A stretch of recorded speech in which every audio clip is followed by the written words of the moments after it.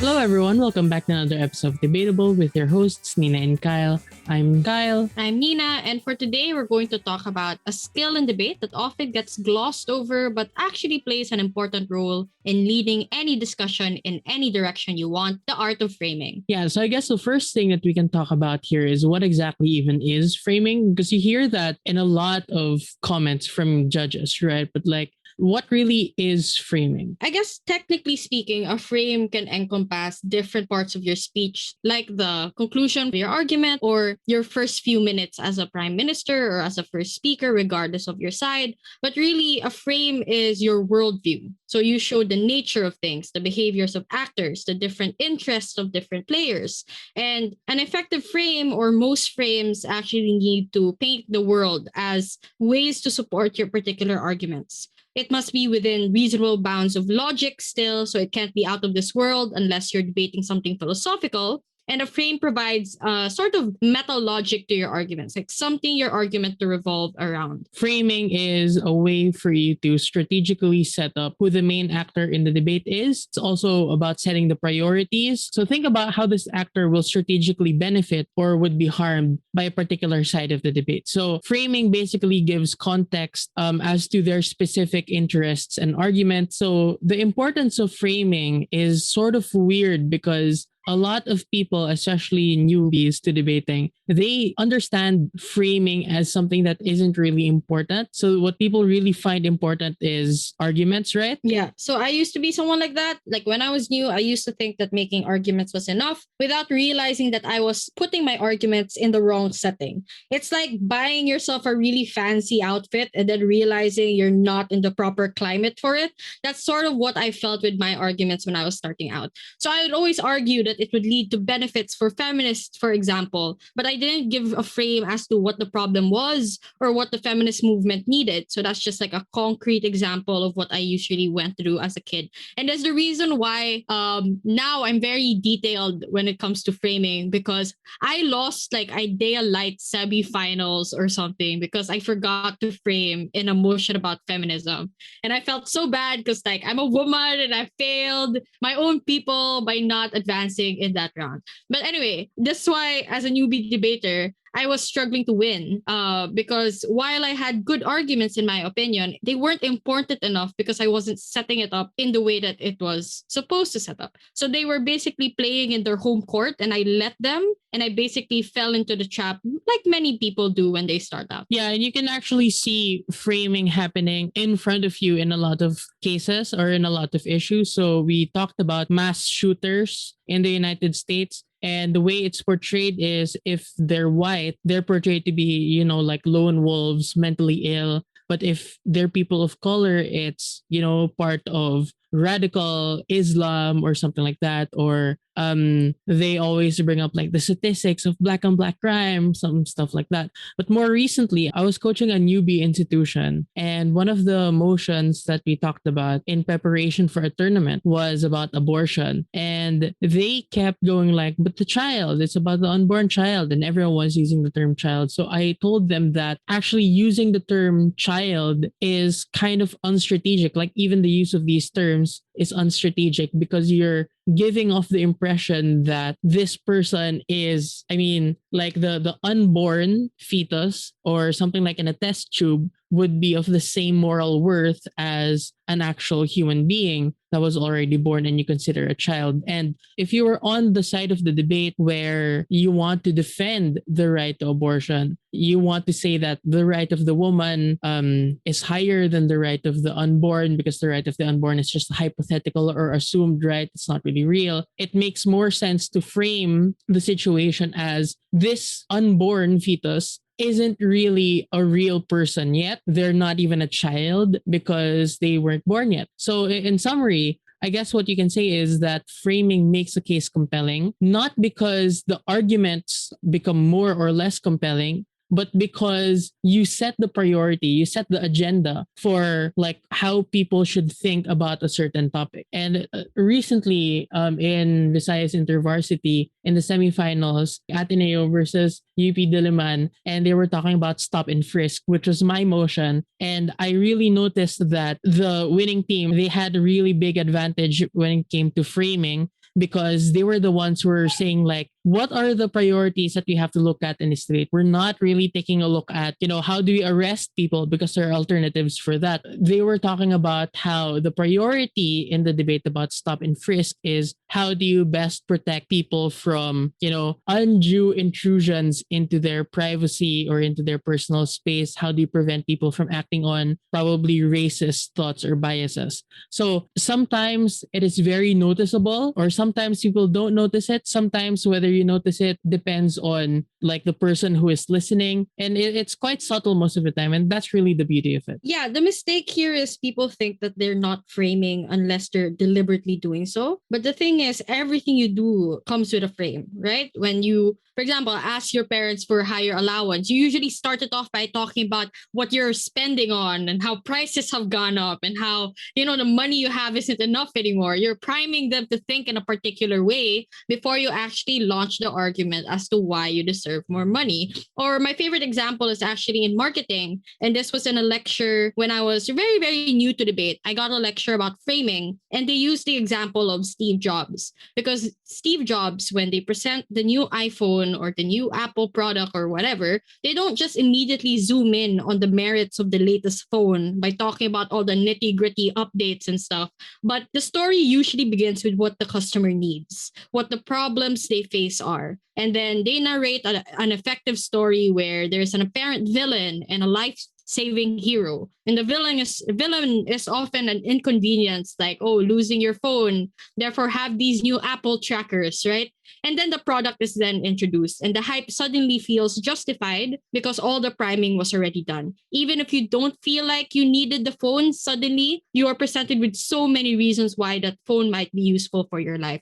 And that's where framing comes in, right? A lot of your arguments may just exist, but they won't be important to people unless you give them a frame to lean on or a frame to focus on when it comes to talking about these discussions. Yeah, so it's really useful in setting, again, the agenda. But like what you said about Steve Jobs, you didn't know you needed this latest Apple product until Steve Jobs told you that this is the problem that you're probably facing. Here's how I can help you with that problem. And that's basically how just like marketing in general works. Like, how do people sell cars? Like in these car commercials, they don't really sell you the car per se. What they're selling is a solution to a problem that you might have, which is like the feeling of, not having enough freedom or something like that. If they're selling you something like Viagra or something to help with your erectile dysfunction, they tell you, or they frame it as a solution to your problems with your manhood or something like that. So framing, whether you like it or not, sort of involves pointing out what the problem is and what it looks like and why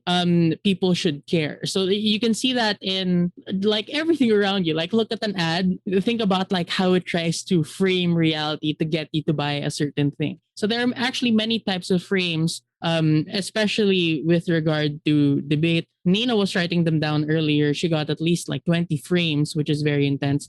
Nina, maybe you can tell us what the most common frames are. Yeah, I don't think it's going to be productive if we run through all the 20, because that's just not that it's a waste of time, but I feel like it's too much for anyone to absorb in a single episode. So I guess the three I would like to highlight are tension frames, last resort frames, and lesser evil frames. And there are existent other frames, but they mostly exist in specific themes. Like in animal rights debates, you see frames about humans being superior and most likely to understand better, therefore so and so. And that's called the anthropocentric frame. On the other hand, you see frames where we are merely stewards of nature, and even that nature in itself is valuable independent of us, and that's ecocentrism. So you see different frames exist depending on the theme. So I guess the three I'd like to focus on are tension frames, last resort frames, and lesser evil frames. Okay, the first one was tension frames. What are tension frames to begin with? Yeah, tension frames are basically clashes between two values, and you need to sort of hint or resolve which one is more compelling.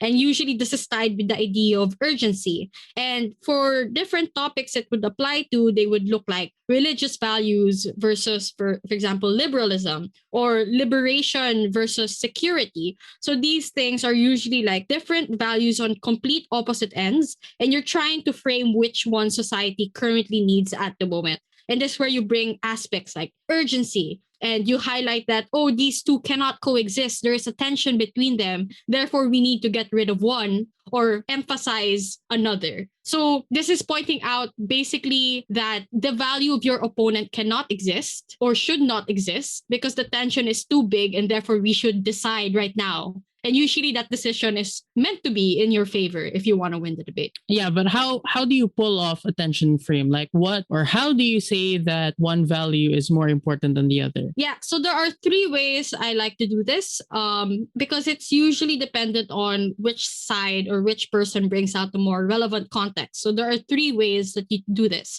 The first is by showcasing timeliness. The more relevant it is, the more important it becomes. So whoever has the more updated matter will usually win the frame battle because it's much more believable to look at statistics from 2021 compared to 1987 or whatever, right? The next is in terms of severity. So I would point out that there's a tension and our side gives a bigger benefit or a bigger harm potentially. But the tricky part about severity is that you don't want to lean too much into the argumentation territory. So you want to hint at it, but you don't want to argue yet that there are harms and benefits. You just sort of preface that those things exist. Like most frames, they sort of overlap with arguments a lot. So you have to be very careful with that. Perhaps we can talk a little bit later about how you can exactly delineate frames from argumentation. But that's another discussion. And the third one is in terms of showing trends. So it's not enough to just show that something is timely. You need to show that that specific information is recurring, that it's not just a one-off situation.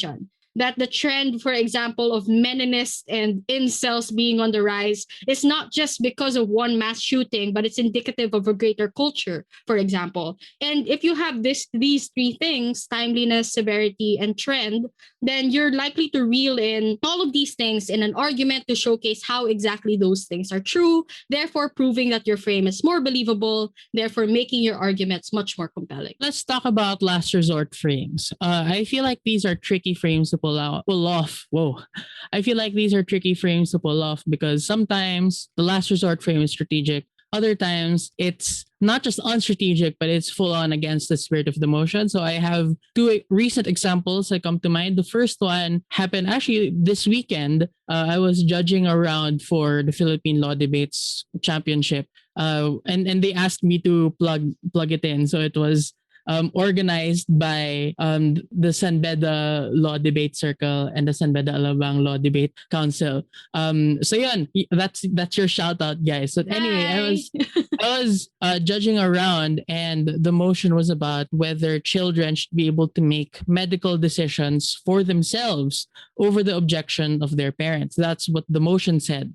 And government in that debate said it as a last resort. They said, oh, this happens only during emergencies when the parents are irresponsible, they're not around and stuff like that. And opposition was never able to like respond to this frame. That's why I feel like that's the reason why, government side won that debate, even though that clearly was not the spirit of the motion. Because like you can say that it's a last resort, right? But if parents are absent, then the parents couldn't have objected. So that's not what the motion calls for. Another example is a motion about like denying people convicted of certain crimes access to healthcare. And Gov says, oh, we live in a world with finite resources. If we had a lot of resources, we would give it to them. If we didn't have it, we would deny it. So it's just a last resort. And I don't feel like that was effective either because if you do not have resources left, you didn't really deny them anything. Right? Because denying means that you had the power to hypothetically accept it. So like if someone raises a POI, the only way that you could deny it is if you had the power to accept it. So if it was like after the 7th minute, if someone raises a POI, even if you tell them not to, you're not really denying them. You're just telling them, I can't. I really can't. So you would still, so the motion was really about, even if you had the power to accept it, you would still deny. So when do you consider last resort frames to be actually effective? Because anything can be a last resort. You can say that,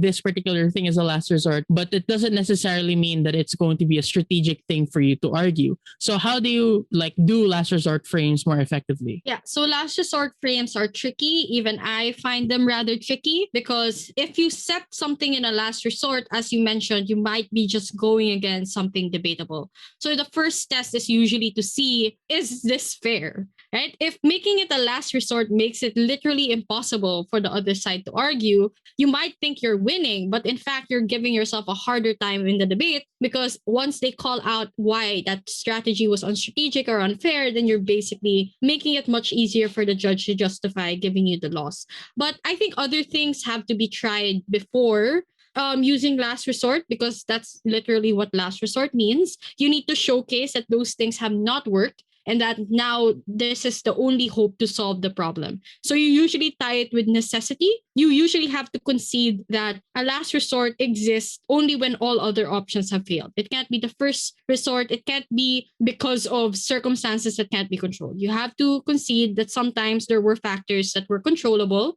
that just got out of hand. Therefore, you need something that's a last resort. What are example topics where this would apply? For example, war strategies. Like, when is it justified to withhold information? It's justified when, for example, the revealing of information before has done more harm than good. And historically, it has showcased that it leads to panic or leads to harm to your own soldiers.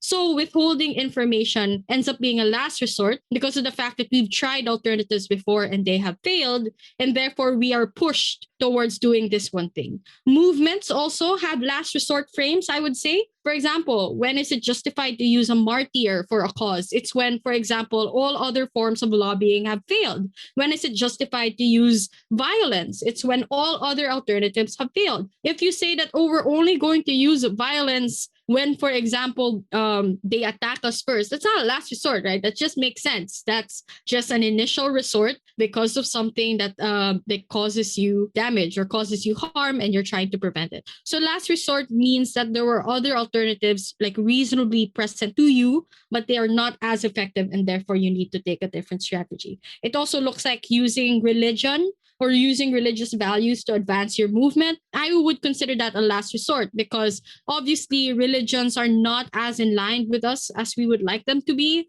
So this is a last resort thing because in any other context, we would not be aligning ourselves with religion. So I feel like those are situations where last resort frames are useful. And I think the main question you just have to ask yourself is, will it limit the debate too much? Because if it does, then it's probably not a fair frame. So you have to use it only where you know alternatives have been used before and they've failed. So in any other situation, it won't be strategic. The third frame that you mentioned is lesser evil. And I feel like everyone already knows what the lesser evil frame is about. Could you tell us a bit more about what you need to do in order to set up this particular frame and pull it off? Yeah, so a lesser evil frame usually agrees or usually starts with a concession. It starts with both sides agreeing that the options presented and the cards on the table are not preferable, but that's something that needs to be chosen between because of the fact that, much like last resort, these are what we have left. The only difference with last resort is that, well, this isn't a last resort because you still have two options, right? So this is like a mini version of the last resort frame, I would say. And what does this look like? I think the election season is a great example of lesser evil frames. Like when we had to discuss a lot about Joe Biden versus Trump or Joe Biden versus Bernie, for example. Those are things that a lot of people consider lesser evil frames because Joe Biden, for example, is not what a lot of people preferred, but it might still be preferable to Trump. But at the same time, some people would say voting for Trump is still better compared to downgrading what the democratic system is meant to be or downgrading what the Democratic Party is meant to stand for. So I would say that election time is the best place to use lesser evil frames. There's also the issue locally about Duterte versus a scattered opposition. What is a lesser evil? Is having Duterte again in power or having, not necessarily this current Duterte, but, the other Duterte in power, is that better compared to having an opposition led by Manny Pacquiao, for example? Those are debates that you would usually see, and those are usually the frames that you would use lesser evil on. Yeah, so speaking of elections, you know what wouldn't be a lesser evil? It's registering to vote. So this is where I plug that we have a tournament that is, we're sort of designing it in order to encourage people to register to vote. It's a free tournament and there are a lot of perks if you are a new voter or a new registrant to vote for this upcoming election in 2022. It's called the Magiting Cup. You can look it up at facebook.com/Magiting Cup. Phase 1 is ongoing. Again, it's free. And also there are cash prizes if you do really well. And there's a separate break category if you're a new voter. So anyway, now that we've discussed that, that's all the sponsors. We sponsor ourselves. When would the lesser evil frame not be appropriate in a debate? Because in my head, you could always be like, yeah, no option is perfect. No model is perfect. It's always about the lesser evil. Yeah, while all frames are valid sometimes, and there are situations you could use all three, right? You could talk about how this is the last resort because we have to choose between lesser evils, and there's urgency because the elections is nearing.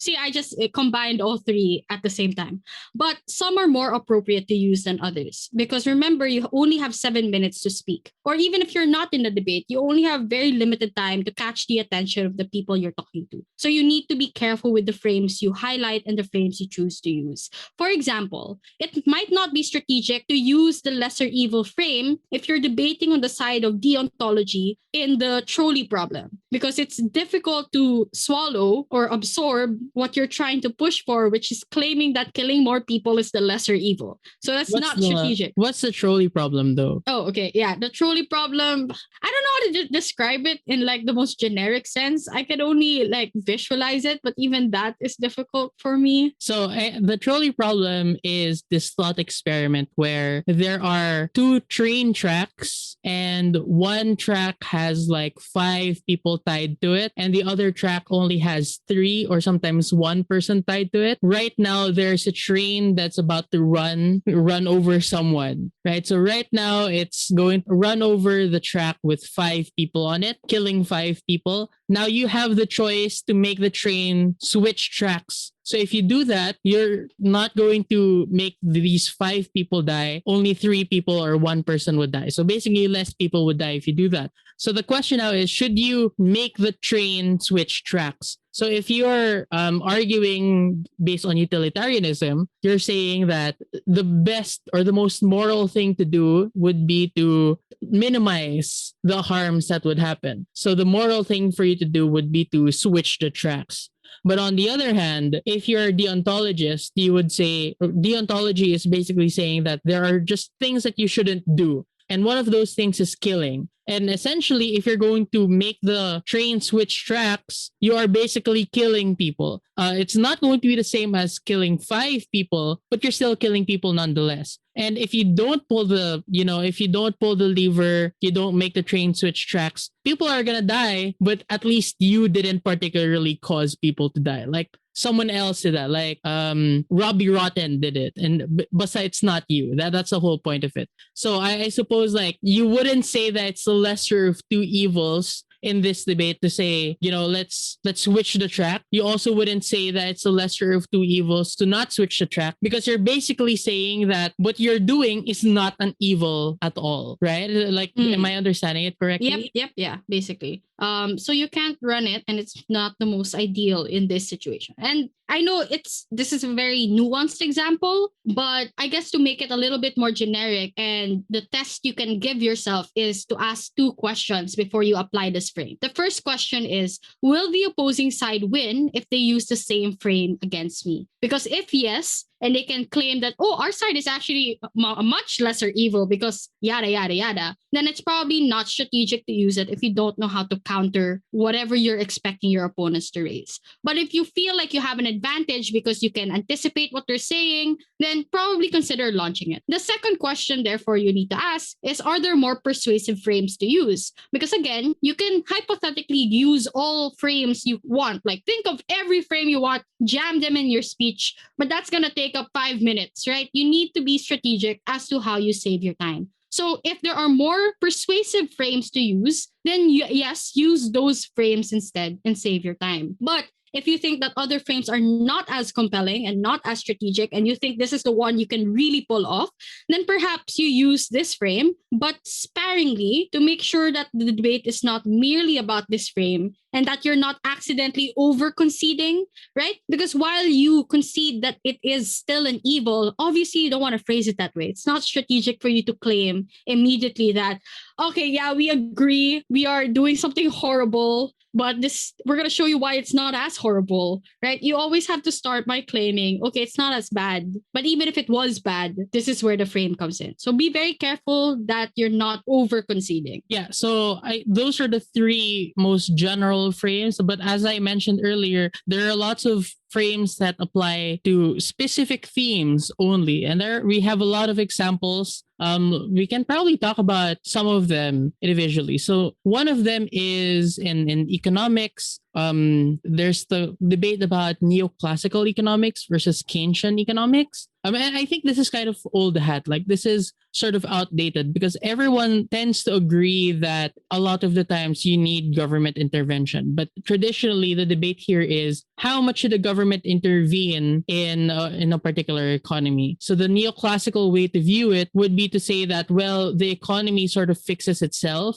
Like if there are not enough sellers of a particular good, everyone would have an incentive to actually sell more of that good and enter the market. So this is the invisible hand theory. Meanwhile, the Keynesian economics angle, the frame there is there are some things that the market cannot self-correct, and thus it justifies government intervention. So it's kind of complicated where you want to talk about like how does it not fix itself. But basically what you can just say here is on one hand, you can say that the system that we have right now is self-correcting. And on the other hand, you can frame it as something that cannot self-correct. So the question that you're going to have to answer here is on either side is how would you frame the system that you're talking about, that you're trying to change or you're trying to make the same? Is it something that, is it something that can fix itself, or is it something that you need someone else to do? Yeah. So I guess most frames are about systems. Another example of a system would be the state. Like, are they meant to be moralistic or are they meant to be utilitarian? So I would say, for example, that as a state, there are two ways and both are valid. It just depends on which side or which hat the state is currently using when deciding a particular law or deciding a particular way to go about a particular problem, right? So, for example, you could say a utilitarian state, for example, would, put up some architecture that is brutalist. Oh, not brutalist. What do you call it? Anti-poor architecture? There's a term for that. I just forget. It's not brutalist. Is it hostile architecture? Yeah, brutalist is just like sharp edges, but like the other one, the one you mentioned, is actually meant to prevent the poor individuals from lounging around or sleeping in the streets. Yeah. So utilitarian state, yeah, they have like sharp, what do you call that? Like there are spokes. Like in the sidewalk so that people won't sleep on them. It's also to prevent like skaters because skaters. Yeah, I guess. Yeah, I guess Like, so. Like they the just don't homeless, want though. people to loiter in general. So a utilitarian state would do that because of the fact, like if I were to defend it, I would use a utilitarian frame, right? That we need to do this because people are getting hurt. Like the state is just thinking about long-term investments. It doesn't look good in terms of other countries. If we have a lot of people loitering out in the streets, we want to incentivize them to find work, to get homes, etc. But a moralistic frame would be what the other team uses, right? That this is immoral. This actually harms people. We need to be more caring towards our individuals. It's not just about the statistics. It's about their feelings, etc. So I guess if we're talking about the state, you could use that particular frame against each other. You can also sort of see that in the reaction of a lot of white people, a lot of Americans about, masks during the COVID pandemic, because like what happened was a lot of Americans were like, no, I don't really care about how many people I hurt or infect, or even if I get infected. It's a principled stance on like, I should have the right to do what I want with my body. So this is the thing about rights, that this is what they're saying. Even if it might hurt someone incidentally or something, the principle here is you should have the right to do what you want. And that's actually a reason why I'm quite on the fence with like sort of our brand of social justice, where we are thinking of how does this actually affect people from different communities? Because this might sound good from a utilitarian perspective, but from the perspective of saying that there are just moral rights, like moral things that we should stand by. Well, I don't like to use the term moralistic because it sort of sounds like the team that is defending the moralistic position is more ethical, but more of like, what is the more principled stance here? And in a lot of cases, you'd be surprised to find that a lot of these principled stances are based on people's perceptions of the value of rights. Like, how absolute should these rights be? Or how likely should it be for them to harm another in order for the right to be justifiably restricted? There are other ones about like, are rights inherent or allocated? So this is kind of, connected to the thing that I was just talking about, because one view says that you have the right just because you are a human, like human rights and whatnot. But other people say that it is allocated to you in order to get a particular good. So people say that your right to establish a business is not an inherent right. It's something that is given to you by the state in order to get a particular good. So you can say that these are some rights are inherent. You can say that some rights are allocated by the state. Just last night, right? We were debating about what were we debating about? We are debating about whether or not certain pieces of information should be withheld from people in order to preserve market confidence in times of economic crisis. So Yep. the debate there was like, you are living in an economic crisis. People are feeling pessimistic about the economy. Should you withhold information to get people to want to invest more? So a lot of the time, opposition in this debate was saying like, oh, it's just morally wrong for you to mislead people.